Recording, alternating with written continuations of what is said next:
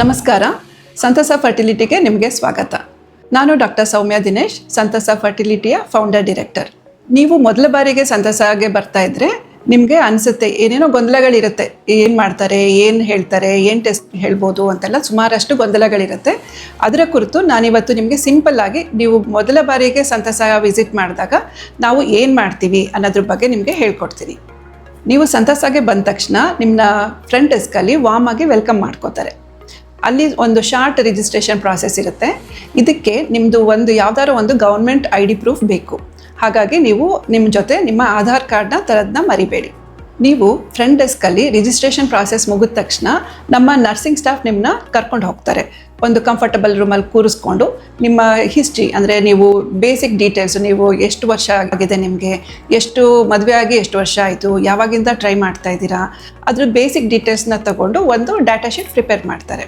So ಹಾಗೇನೇ ಮತ್ತು ನಿಮ್ಮದು ಒಂದು ಹೆಲ್ತ್ ರಿಲೇಟೆಡ್ ಇನ್ಫಾರ್ಮೇಷನ್ ಅಂದರೆ ವೆಯ್ಟ್, ಹೈಟ್, ಪಲ್ಸ್ ಮತ್ತು BP ಅವುಗಳನ್ನು ಚೆಕ್ ಮಾಡಿ ಒಂದು ಡಾಟಾ ಶೀಟ್ ಪ್ರಿಪೇರ್ ಮಾಡಿಬಿಟ್ಟು ನೆಕ್ಸ್ಟ್ ನಿಮ್ಮನ್ನ ಕನ್ಸಲ್ಟೆಂಟ್ ಡಾಕ್ಟರ್ ಹತ್ರ ಕರ್ಕೊಂಡು ಹೋಗ್ತಾರೆ.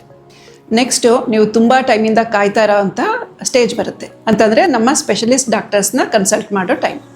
ಸೊ ಈ ನಮ್ಮ ಡಾಕ್ಟರ್ಸು ನಿಮಗೆ ಸಂತಸದಲ್ಲಿ ತುಂಬ ಫ್ರೆಂಡ್ಲಿ ಇರ್ತಾರೆ ಹಾಗೂ ನಿಮಗೆ ಸಾಕಷ್ಟು ಸಮಯ ಕೊಡ್ತಾರೆ. ಅದು ತುಂಬ ಇಂಪಾರ್ಟೆಂಟು ಸಮಾಲೋಚನೆ ಟೈಮಲ್ಲಿ. ಸೊ ಹಾಗಾಗಿ ನೀವೇನು ಅದ್ರ ಬಗ್ಗೆ ಟೆನ್ಷನ್ ಮಾಡ್ಕೊಳ್ಳೋ ಅವಶ್ಯಕತೆ ಇರೋದಿಲ್ಲ. ನೆಕ್ಸ್ಟ್ ಫೇಸಲ್ಲಿ ತುಂಬ ಇಂಪಾರ್ಟೆಂಟ್ ಸಮಯ ಇದು. ಇಲ್ಲಿ ನಮ್ಮ ಕನ್ಸಲ್ಟೆಂಟ್ ಡಾಕ್ಟರ್ಸು ನಿಮ್ಮನ್ನ ಮೀಟ್ ಮಾಡ್ತಾರೆ. ಸೊ ಹಾಗಾಗಿ ನೀವು ಕನ್ಸಲ್ಟೇಷನ್ ಸಮಯದಲ್ಲಿ ಏನಾದ್ರು ಡೌಟ್ಸ್ ಇದ್ದರೆ ಮಧ್ಯೆ ಡಾಕ್ಟರ್ನ ಕೇಳ್ಕೊಬೋದು. First consultation with specialist doctors ಅಂದರೆ ನೀವು ಸಹ ತುಂಬ ನಿಮಗೆ ಎಲ್ಲ ವಿವರಗಳನ್ನ ಡಾಕ್ಟರ್ಗೆ ಕೊಡಬೇಕಾಗತ್ತೆ. ಸೊ ಹಾಗಾಗಿ ಇಲ್ಲಿ ಡಾಕ್ಟರ್ ನಿಮ್ಮ ಬಗ್ಗೆ, ನಿಮ್ಮ ಲೈಫ್ ಸ್ಟೈಲ್ ಬಗ್ಗೆ ಕೇಳ್ಕೊತಾರೆ, ನಿಮ್ಮ ಏನು ಕೆಲಸ ಮಾಡ್ತೀರಾ ಅಂತ ಕೇಳ್ಕೊತಾರೆ. ಹಾಗೆಯೇ ಮುಂಚೆ ನೀವು ಎಷ್ಟು ವರ್ಷದಿಂದ ಟ್ರೈ ಮಾಡ್ತಾ ಇದ್ದೀರಾ, ಏನಾರೋ ಮಗು ಬೇಡ ಅಂತ ಏನಾದರೂ ಉಪಯೋಗಿಸಿದ್ರಾ, ಕಾಂಟ್ರಾಸೆಪ್ಷನ್ ಉಪಯೋಗಿಸಿದ್ರಾ ಅಂತ ಕೇಳ್ಕೊತಾರೆ. ಹಾಗೆಯೇ ನಿಮ್ಗೆ ಏನಾದ್ರು ಹೆಲ್ತ್ ಪ್ರಾಬ್ಲಮ್ಸ್ ಇತ್ತಾ, ಪ್ರೆಗ್ನೆನ್ಸಿ ಮುಂಚೆ ಏನಾರು ಆಗಿತ್ತಾ, ಏನು ಅಂತ ಈ ಕಂಪ್ಲೀಟ್ ಡೀಟೇಲ್ಸನ್ನ ನೀವು ಡಾಕ್ಟರ್ಗೆ ಕೊಡಬೇಕಾಗತ್ತೆ. ಯಾವುದನ್ನೇ ಮುಚ್ಚುಮರೆ ಮಾಡಬಾರ್ದು ಈ ಸಮಯದಲ್ಲಿ.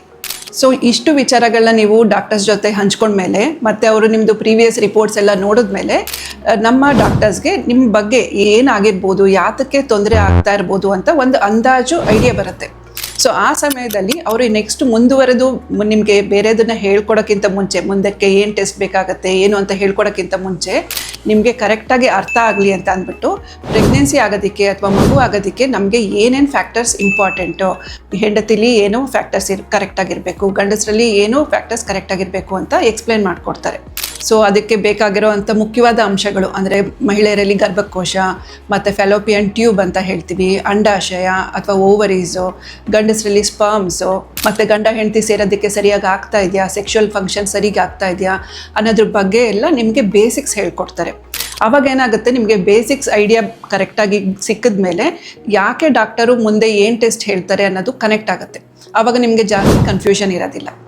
ಸೊ ಇಷ್ಟೆಲ್ಲ ಆಗೋ ತನಕ ದಂಪತಿಗಳಿಗೆ ಸುಮಾರಷ್ಟು ಅರ್ಥ ಆಗಿರುತ್ತೆ. ಹಾಗೇನೆ ಕೆಲವು ಸಂಶಯಗಳು ಬಂದಿರುತ್ತೆ. ಅದು ಹೇಳೋದೆಲ್ಲ ಆದ್ಮೇಲಿಂದ ನಿಮಗೆ ಕೇಳ್ತಾರೆ, ನಿಮಗೆ ಇಲ್ಲಿ ತನಕ ನಾವು ಹೇಳಿರೋದ್ರಲ್ಲಿ ಏನಾದ್ರು ಡೌಟ್ಸ್ ಇದೆಯಾ, ನಿಮಗೆ ಮನಸ್ಸಲ್ಲಿ ಏನಾದ್ರು ಗೊಂದಲಗಳಿದೆಯಾ ಅಂತ ನಮ್ಮ ಎಲ್ಲ ಡಾಕ್ಟರು ಸ್ಪೆಸಿಫಿಕ್ ಆಗಿ ಕೇಳ್ತಾರೆ.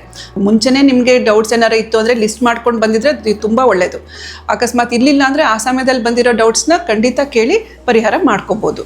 ನೆಕ್ಸ್ಟ್ ಸ್ಟೆಪ್ಪಲ್ಲಿ ಎಕ್ಸಾಮಿನೇಷನ್ ಇರುತ್ತೆ. ಎಕ್ಸಾಮಿನೇಷನ್ ಅಥವಾ ದೈಹಿಕ ಪರೀಕ್ಷೆ ಅಂತ ಅಂತೀವಿ. ಇದರಲ್ಲಿ ಹೆಂಡತಿನ ನಾವು ಗೈನೋಕಾಲಜಿಸ್ಟ್ಗಳು ಪರೀಕ್ಷೆ ಮಾಡ್ತೀವಿ.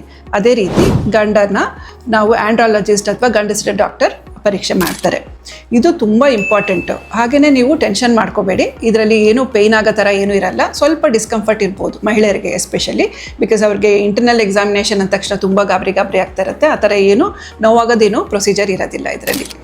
ಸೊ ಇದರಲ್ಲಿ ಏನು ಮಾಡ್ತೀವಿ, ನಿಮಗೆ ರಕ್ತ ಕಡಿಮೆ ಇದೆಯಾ ಅಥವಾ ಥೈರಾಯ್ಡ್ ಏನಾದ್ರು ದಪ್ಪ ಆಗಿದೆಯಾ ಅಥವಾ ಬ್ರೆಸ್ಟಲ್ಲಿ ಮಿಲ್ಕ್ ಡಿಸ್ಚಾರ್ಜ್ ಥರ ಏನಾದ್ರು ಬರ್ತಾ ಇದೆಯಾ ಅಂತೆಲ್ಲ ಚೆಕಪ್ ಮಾಡ್ತೀವಿ. ಹಾಗೆ ಇಂಟರ್ನಲ್ ಚೆಕಪ್, ಅದರಲ್ಲಿ ನಾವು ಗರ್ಭಕೋಶದ ಮೌತ್ ಅಂತ ಹೇಳ್ತೀವಿ, ಸರ್ವಿಕ್ಸ್, ಅದನ್ನು ನೋಡ್ತೀವಿ. ಏನಾದ್ರು ಡಿಸ್ಚಾರ್ಜ್ ಇದೆಯಾ ಅಂತ ಅದನ್ನು ಸಹ ಗಮನಿಸ್ಕೋತೀವಿ. ಸೊ ಇಷ್ಟ ಆದಮೇಲಿಂದ ಅದೇ ಸಮಯದಲ್ಲಿ ಕೆಲವು ಮಹಿಳೆಯರಿಗೆ ಡಿಸ್ಚಾರ್ಜ್ ಏನಾರೋ ಸ್ವಲ್ಪ ಸರಿ ಇದ್ದಂಗೆ ಅನ್ನಿಸ್ಲಿಲ್ಲ ಡಾಕ್ಟರ್ಗೆ ಅಂತಂದರೆ ಆ ಟೈಮಲ್ಲಿ ಒಂದು ಸ್ವ್ಯಾಬ್ ಟೆಸ್ಟ್ ಅಂತ ಮಾಡ್ತೀವಿ, ಏನಾರೋ ಸೋಂಕಿದೆಯಾ ಅಂತ ಚೆಕ್ ಮಾಡೋದಕ್ಕೆ. ಹಾಗೇನೇ ಸ್ವಲ್ಪ ಗರ್ಭಕೋಶದ ಬಾಯಿ ಕೆಂಪಾಗಿತ್ತು ಅಥವಾ ನಿಮಗೆ 30 ವರ್ಷದಿಂದ ಮೇಲ್ಪಟ್ಟು ನೀವು ಒಂದ್ಸಲಿನೂ ಪ್ಯಾಪ್ಸ್ಮಿಯರ್ ಮಾಡೇ ಇಲ್ಲ ಅಂತಂದರೆ ನಿಮ್ಮ ಆರೋಗ್ಯನ ಕಾಪಾಡ್ಕೊಳ್ಳೋದಕ್ಕೆ ಪ್ಯಾಪ್ಸ್ಮಿಯರ್ ಸಹ ಡಾಕ್ಟರ್ ಮಾಡಿಸ್ಕೊಳ್ಳೋಕ್ಕೆ ಹೇಳ್ಬೋದು. ಸೊ ನಾವು ದೈಹಿಕ ಪರೀಕ್ಷೆ ಆದಮೇಲಿಂದ ನಮಗೆ ನೆಕ್ಸ್ಟ್ ಫೇಸಲ್ಲಿ ಡಾಕ್ಟರ್ಗೆ ಇನ್ನೂ ಕೆಲವು ವಿಚಾರಗಳನ್ನ ತಿಳ್ಕೊಬೇಕಾಗಿರುತ್ತೆ. ಅದಕ್ಕೆ ಏನು ಮಾಡ್ತಾರೆ, ಕೆಲವು ಬ್ಲಡ್ ಟೆಸ್ಟ್ಗಳಿರ್ಬೋದು, ಸ್ಕ್ಯಾನ್ಸ್ ಇರ್ಬೋದು, ಅವುಗಳನ್ನ ಸಜೆಷನ್ ಕೊಡ್ತಾರೆ. ಮುಖ್ಯವಾಗಿ ಏನು ಅಂತಂದರೆ ನಿಮಗೆ ಅಗತ್ಯ ಇರೋ ಟೆಸ್ಟ್ಗಳನ್ನಷ್ಟೇ ನಾವು ಸಂತಸದಲ್ಲಿ ಮಾಡಿಸ್ತೀವಿ. ಮಹಿಳೆಯರಿಗೆ ಮುಖ್ಯವಾಗಿ ನಮಗೆ ಬ್ಲಡ್ ಟೆಸ್ಟ್ ಇರುತ್ತೆ, ಅದಂದರೆ ಜನರಲ್ ಹೆಲ್ತ್ ಹೇಗಿರುತ್ತೆ ಅಂತ ನೋಡ್ಕೊಳ್ಳೋಕ್ಕೆ, ಹಾಗೆಯೇ ಹಾರ್ಮೋನ್ಸ್ ಸರಿ ಇದೆಯಾ ಅಂತ ಚೆಕ್ ಮಾಡೋಕ್ಕೆ ಅದು ಬೇಕಾಗುತ್ತೆ. ಅದನ್ನು ಬಿಟ್ಟು ಒಂದು ಅಲ್ಟ್ರಾಸೌಂಡ್, ಗೈನಕ್ ಅಲ್ಟ್ರಾಸೌಂಡ್ ಅಂತೀವಿ, ಅಂದರೆ ಗರ್ಭಕೋಶ ಮೊಟ್ಟೆ ಚೀಲ ಎಲ್ಲ ಹೇಗಿದೆ ಅಂತ ನೋಡೋದಕ್ಕೆ.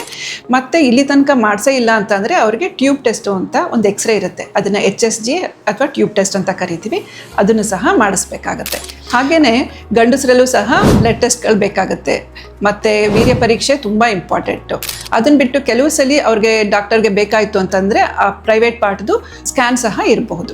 ಸೊ ಇಷ್ಟು ಮಾಡಿಸಿದ್ರೆ ಮಗು ಆಗೋದಕ್ಕೆ ಏನೇನೋ ಅಂಶಗಳಿರಬೇಕು ಅದು ಸರಿ ಇದೆಯಾ ಅಥವಾ ಇಲ್ವಾ ಅಂತ ಗೊತ್ತಾಗುತ್ತೆ. ನಿಮಗೆ ಇವಾಗ ದೈಹಿಕ ಪರೀಕ್ಷೆ ಆಯಿತು, ನೆಕ್ಸ್ಟ್ ಏನು ಟೆಸ್ಟ್ಗಳು ಬೇಕಾಯಿತು ಅಂತ ಡಾಕ್ಟರ್ ಹೇಳ್ಕೊಟ್ಟಾಯಿತು. ಆದರೆ ತುಂಬ ಇಂಪಾರ್ಟೆಂಟ್ ಅಂದರೆ ನಮಗೆ ಒಳ್ಳೆ ಆರೋಗ್ಯವಂತ ಮಗು ಬರಬೇಕು ಅಂದರೆ ಗಂಡ ಮತ್ತು ಹೆಂಡತಿ ಇಬ್ಬರೂ ಸಹ ಆರೋಗ್ಯವಾಗಿ ಇರಲೇಬೇಕು.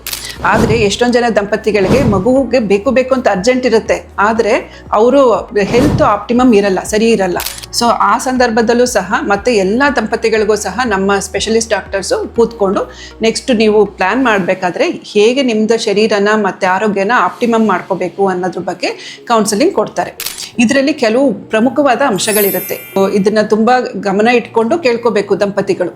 ಒಂದು, ಅವರ ಜೀವನ ಶೈಲಿ, ಅಂದರೆ ವೆಯ್ಟ್ ಜಾಸ್ತಿ ಇದ್ದಾರಾ, ಅವರ ಹೈಟ್ಗೆ ತಕ್ಕಂಗೆ ವೆಯ್ಟ್ ಇರಬೇಕು. ಇಲ್ಲ ಅಂತಂದರೆ ಪ್ರೆಗ್ನೆನ್ಸಿಲಿ ಕಾಂಪ್ಲಿಕೇಶನ್ಸ್ ಆಗೋದು, ಮಗು ಬೇಗ ಡೆಲಿವರಿ ಆಗೋದು, ಅವುಗಳೆಲ್ಲ ಸ್ವಲ್ಪ ರಿಸ್ಕ್ ಇರುತ್ತೆ. ಅದನ್ನೆಲ್ಲ ಅವಾಯ್ಡ್ ಮಾಡಬೇಕು ಅಂದರೆ ಅವರು ವೆಯ್ಟನ್ನು ಕರೆಕ್ಟಾಗಿ ಮೇಂಟೈನ್ ಮಾಡ್ಕೊಳ್ಳೋದಕ್ಕೆ ಪ್ರಯತ್ನ ಮಾಡಬೇಕು.